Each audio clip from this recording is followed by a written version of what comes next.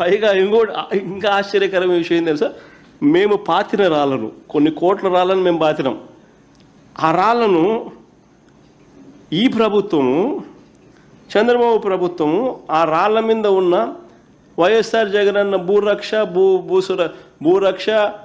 భూసురక్ష అనేది ఏదైతే ఉందో, భూరక్ష పేరును, జగనన్న భూ హక్కు మరియు భూరక్ష పేరును అదే పనిగా 15 కోట్ల రూపాయలు డబ్బిచ్చి దాన్ని తుడిపించే కార్యక్రమం చేస్తూ ఉన్నాడు. దాన్ని మిషన్లు పెట్టి దాన్ని పేర్లను తీపిచ్చే కార్యక్రమం చేస్తూ ఉన్నాడు. అంటే ఎంత పనికి మాలిన పని చేస్తూ ఉన్నాడు. దానికి 15 కోట్ల డబ్బు రాష్ట్ర ప్రభుత్వం డబ్బులు ఖర్చు పెడతా ఉన్నాడు. ఈయన రాళ్ళు ఇవ్వాల్సింది పోయి ఇవ్వకపోగా ఆల్రెడీ చేసిన యూనిక్ రాళ్లను దాని మీద భూరక్ష భూ హక్కు అని చెప్పి రైతులకు సర్వే రాయి కింద దాన్ని పెట్టి దాన్ని చెక్కి దాన్ని కూడా పెట్టిన ఆ రాళ్లను తుడిపేస్తున్నాడు. అంటే ఇంకా భూరక్ష రాళ్ళు కాదు, భూ హక్కు రాళ్ళు కాదు అని చెప్పి చూపడానికి. సో దాంట్లో ఉన్న యూనిక్నెస్ను దగ్గరుండి ఈయన తుడిచేస్తున్నాడు, తీసేసే కార్యక్రమం చేస్తూ ఉన్నాడు. ఎంత పనికి మాలిన పని కాకపోతే ఇదేందండి?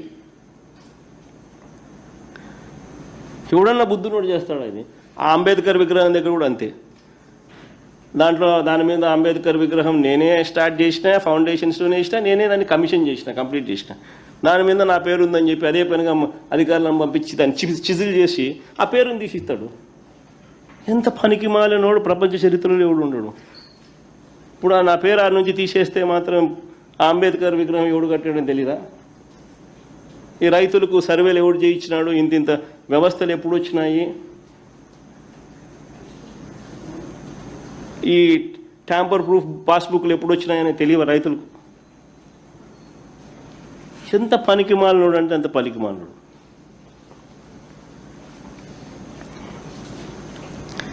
వయసు ఏమో 80 ఏళ్ళు.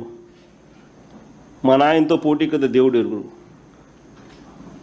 ఆయన కొడుకు వయసులో నాతో పోటీ పడడానికి కూడా ఇబ్బంది పడతా ఉన్నాడు, అవస్థ పడతా ఉన్నాడు.